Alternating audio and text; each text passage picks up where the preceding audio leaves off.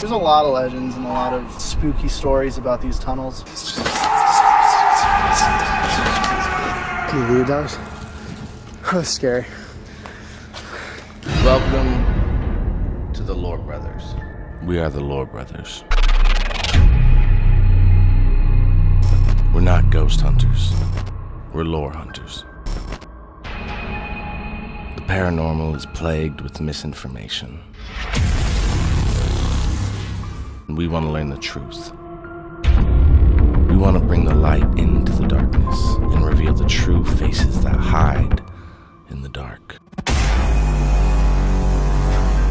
Follow us into a whole new world. The world of the unexplained.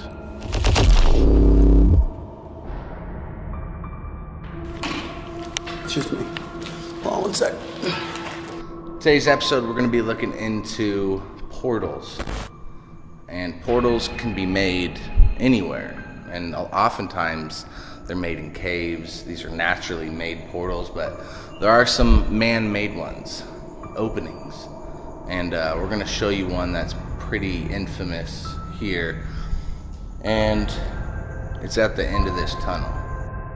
According to lore, a portal is any person, place, or object that acts as a channel for unrelated spiritual beings to travel to and from the physical realm we know as Earth. These are pockets of intense energy created either naturally or by man.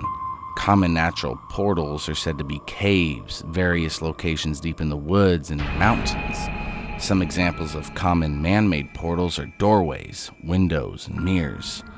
Not to say every doorway, window, and mirror is a portal, however, the lore states that these are the more common locations of these spiritual portals. It's pitch black. Without this light, we'd be in some trouble. Roaches are everywhere. Spiders are everywhere. Air is very thick and still. So I've noticed the farther we're going down too, there's less tagging. Oh yeah, the tagging's It just kind gone. of stops. The walls are a little more blank now, because I don't think most people venture this far into the death hole. Look at those, oh my god. What? Oh yeah, lots of roaches. At this point, we were really far into the tunnel. The walls were covered in cockroaches instead of graffiti. People just didn't go down this far. The energy felt really negative, and we felt as if something bad was coming. We just didn't know what it was.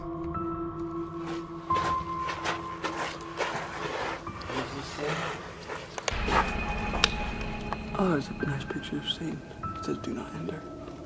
After a long walk in the blackness, we noticed a tunnel off to the side, a tunnel covered in satanic pictures and writing. We wanted to investigate this off tunnel, but just before moving forward, we noticed something off to the side. It turned out to be a lone person. We stopped, dead in our tracks. No sane human being would be this far into these tunnels, especially alone. After a quick moment of contemplation, I quickly weighed out a few factors, one being that most likely this man was probably not mentally well, given his location in these tunnels, possibly dangerous. It was just my brother and I, no weapons, and if something happened to our only source of light, there'd be no way to see. We decided to slowly start walking back, just far enough away to figure out our next steps. Up ahead, in the Satan tunnel entrance, there appears to be a gentleman who's next to the tunnel. So we kind of gave him a little bit of room because we don't know if he's mentally sound, because he's sleeping in the depths and the underbelly of a bustling city. So right now it's kind of unnerving because when we're walking the other direction, at our backs is complete blackness, at which any point said human being could be up and following us. With the individual that far in the tunnel, we make the decision to make the long trek back and just return the following day. However, after just a minute, we hear what sounds to be like rapid movement coming from behind us. We keep looking back but can only see blackness. Every time we turn to look back into the darkness, we almost expected to see a deranged man sprinting towards us. The sounds just kept getting louder, putting us more on edge. At this point, we were ready to be out of the tunnel. Go.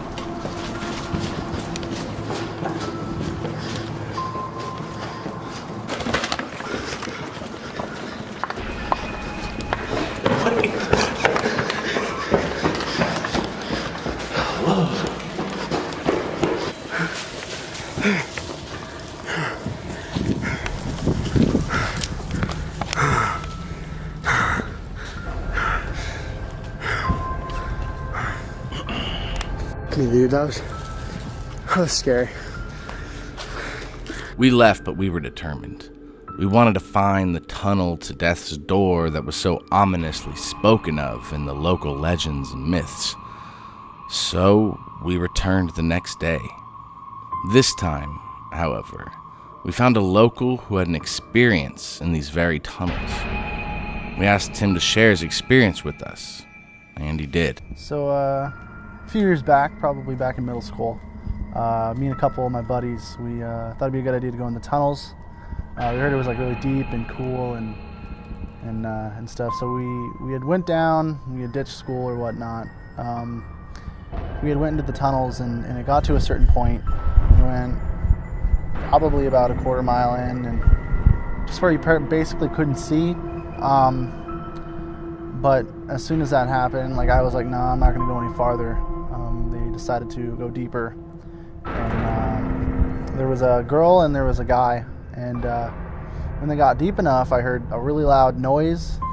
I don't know what it was, and they ended up coming back. Basically, the guy was dragging her because she had broken her shin, her leg, and she wasn't able to walk. And the crazy thing was they really didn't know how they did it. She didn't know how she tripped or anything. She just fell on the ground, and like that it broke. So yeah, we ended up taking her out with a shopping cart. And there's a lot of legends and a lot of spooky stories about these tunnels. A variation of circumstances can create these portals and gateways. Energy plays the strongest role.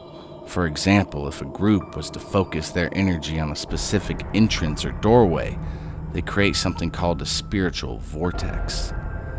Now, the more I researched vortexes, the more complicated it became, but there were two types of vortexes that stood out to me.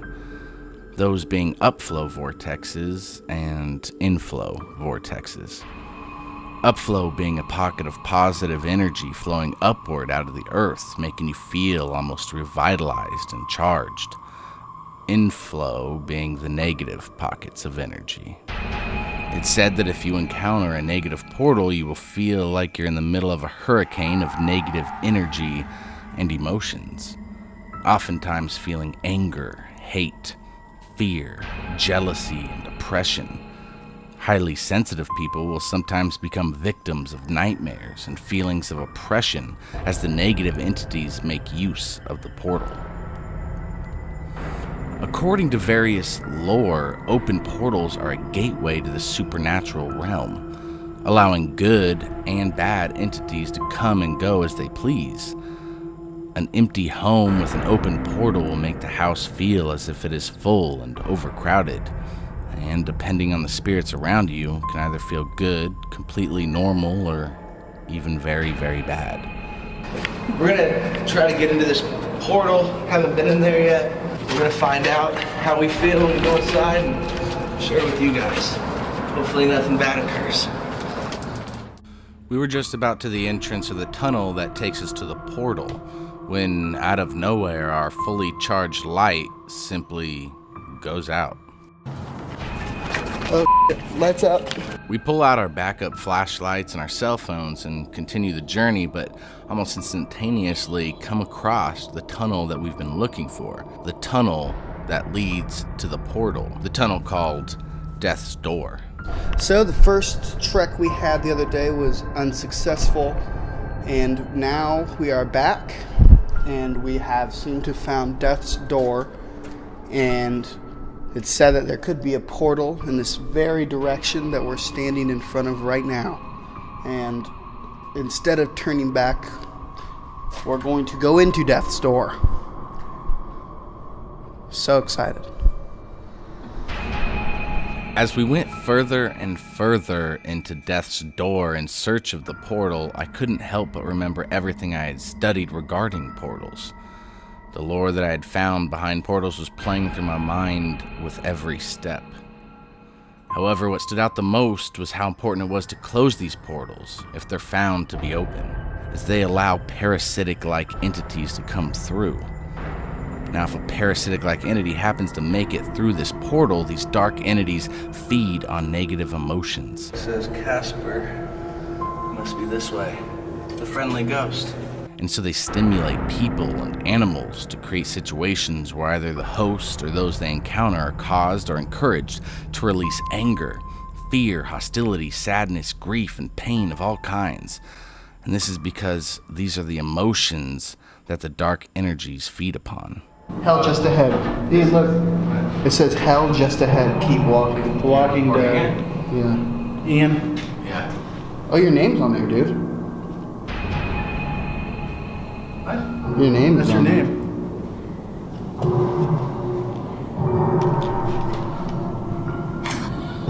I don't know. there. Wow. Okay, well, hell is that way, and the Lord Brothers walk towards it. And it says Ian, huh? Yeah. Man, if the tunnel was like this the whole way. Really, check Rocky.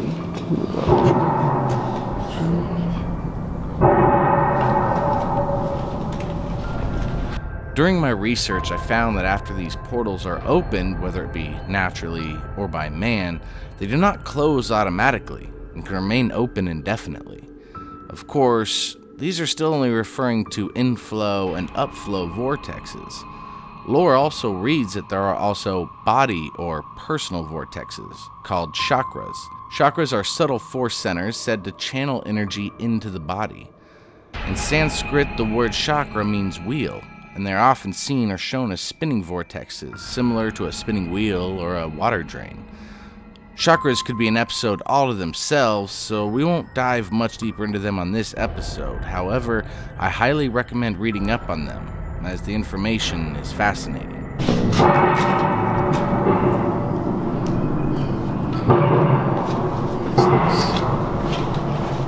Who was here? Oh, look at this. Further into my research, I found that the lore states that these portals offer a channel for many spirits and entities.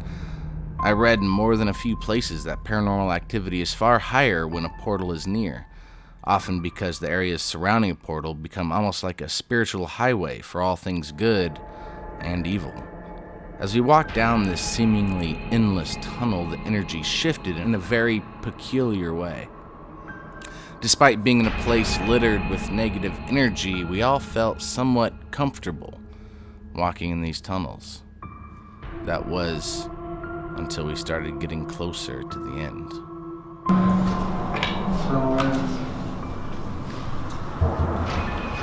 The pit. Prepare. So, we've made it to Death's Door. This is obviously not a good place. It doesn't feel good. Nobody should be this far down. But I'm happy we came down here. This has been a pretty amazing experience. These tunnel systems are in every city. So, this is pretty interesting, to say the least.